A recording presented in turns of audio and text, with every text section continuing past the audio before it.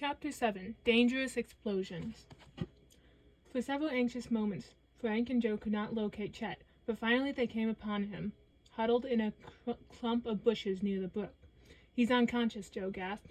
They knelt beside Chet and carefully carried their friend out of the thicket to the clearing.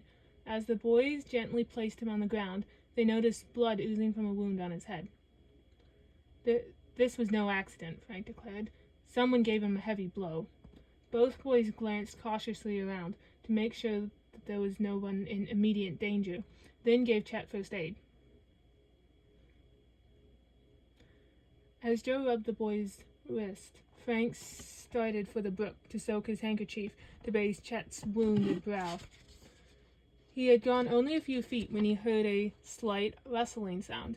Looking around quickly, Frank spotted some movement in the bushes, about 50 feet away. Without turning, he whispered, "Joe, take care of Chet. I see someone. I'll be back as soon as I can." Frank headed for the bushes, but almost at that same moment, someone went crashing through the underbrush. The young detective increased his own pace, following the fugitive by the sound of his flight. Several hundred yards further on, Frank spotted the back of a tall, thin man for a fleeting second. Frank put on a burst of speed, which brought him closer to the man. They were both making considerable noise by now. A twig and leaf crackled under their feet. For this reason, Frank was not immediately aware of the footsteps behind him. When he heard someone, the boy turned, but the next second, a heavy blow caught him on the side of his head. Frank pitched forward and blacked out. But at the clearing, Joe had heard the sound of the chase, but he was confident that his brother would be more than a match for their adversary. When he went to the brook to soak his handkerchief in the cool water and bathe Chet's wound, the boy's eyes flickered, opened, and looked up, dazed. "Take it easy," Joe advised. "Someone knocked you out, but Frank's after him now." "I remember. Someone rushed up behind me and yelled for help. He conked me." Chet relaxed and closed his eyes. Joe sat down on a log to wait for Frank's return. Glimpsing the sky through the trees, he could see that the afternoon was waning. It struck him that their friend at the fish fry probably was wondering about the boys' long absence. Should he try to get Chet back and not wait for Frank? But Joe decided against this. Chet should take it easy, he thought. As time passed, his brother still did not return. Joe grew worried. "Chet, I'd better look for Frank," he said. "Do you think you can make it back to the farm alone?" "I guess so." Joe helped him to his feet. The stout boy took a few steps, then stopped, admitting that he was dizzy. "You'd better rest for a while longer," Joe said. He rummaged in the undergrowth and found a strong, heavy stick. Handing it to Chet, he said, "You ought to be able to defend yourself with this. I'm going to hunt for Frank." "Okay, I'll be okay here." Joe moved off into the woods, trying to follow the general direction Frank had taken. Several times he gave the hearty secret bird call whistle and listened eagerly for his brother's response, but it never came. Joe trudged on, following the trail of trampled grass he had found. As he reached a dense section, he heard someone moving just ahead of him. Joe stopped and gave the whistle again. There was no reply, but the rustling grew louder. He looked for a weapon, found a heavy stick, picked it up, and went forward. As Joe crept around the boulder, he saw Frank staggering along. "Frank, you've been hurt," Joe cried, as he grabbed his brother's arm and shoulder and gently lowered him to the ground. As Frank looked up at him, Joe noticed that his brother was clutching a small pouch. "Where did you get this?" Joe asked. Frank, blinking, looked down at the pouch, as if seeing it for the first time, and muttered, "I don't know. Maybe the fellow who attacked me dropped it.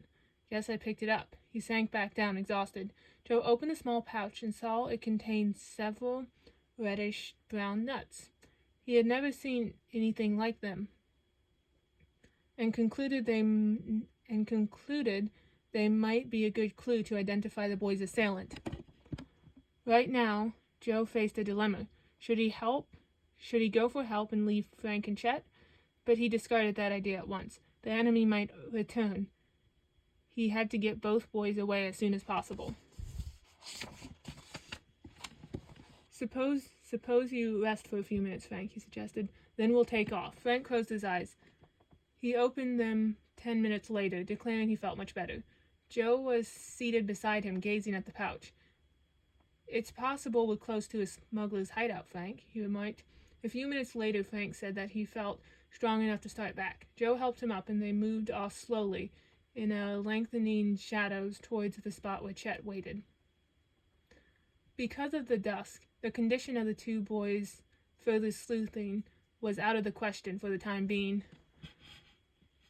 "But we'll pick back up the trail first thing tomorrow morning," Frank said determinedly. As they walked on, they discussed their experience of that afternoon. When they reached the spot where Joe had left Chet, the Hardys did not see him. "I hope he wasn't attacked again," Joe cried. "No such thing," came a voice so close to them that the Hardys jumped. The next instant, Chet emerged from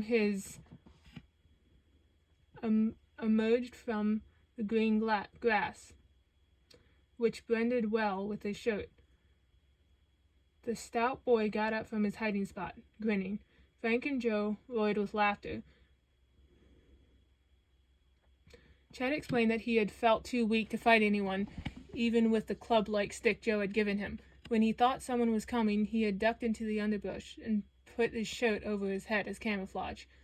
"But I guess it was my imagination," he said. "I haven't heard and seen anything. Let's go." The boys made their way back to the trail and headed for the Morton's farm.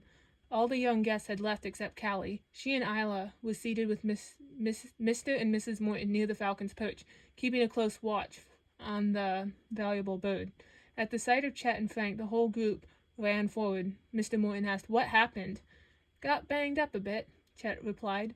"But there's nothing wrong with us that some food and a night's sleep won't cure." "You bet," Frank spoke up, also trying to make light of the ordeal. "Anything left from the fish fry?" "Come and get it," said Isla. While they were eating, the boys told the others of their strange experience in the woods. Chet's father said that he would try to find out if Mrs. Smith had posted a warning sign and why. "Tomorrow we'll go back and investigate the place," Joe declared. The Mortons and Callie begged the boys to be on their guard. The following day was cool and a dreary one. But after breakfast, Frank declared he felt well enough to further investigations in the woods near the Morton's farm. He proposed that they take Amid along on their explorations.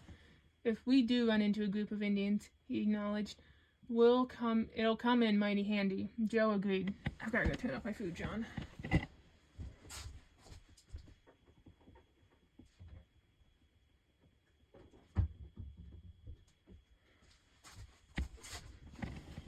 Okay.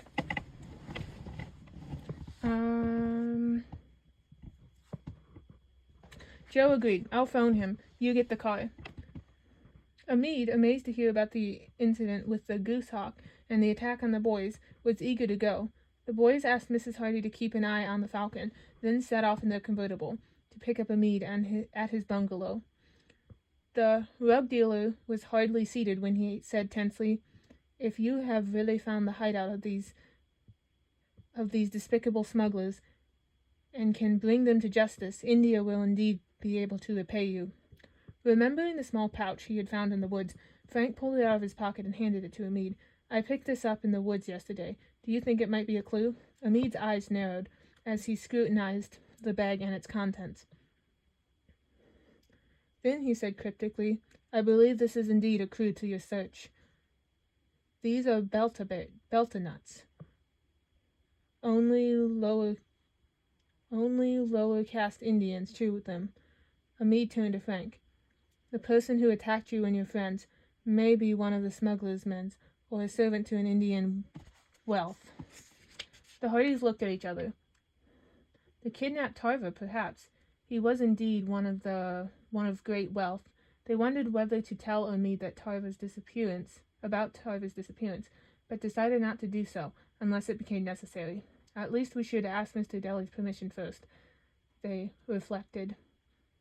A short time later, Frank turned the car into the Morton's driveway, and Chet joined them at the barn. The foursome set out for the woods, taking a different route from the trail they had followed the previous day, which Frank thought was closer. But a new obstacle presented itself. A long impenetrable wall of vines and branches. Amid paused and studied the barrier carefully. "These vines and branches," he said, "have been woven together by a master craftsman. Whoever has had this constructed is indeed anxious to keep strangers out." "I've never seen anything like it before," said Frank. "Have you, Amid?" "You have heard tales of a beater who go out to stir up the tiger and the wild boar. They often use these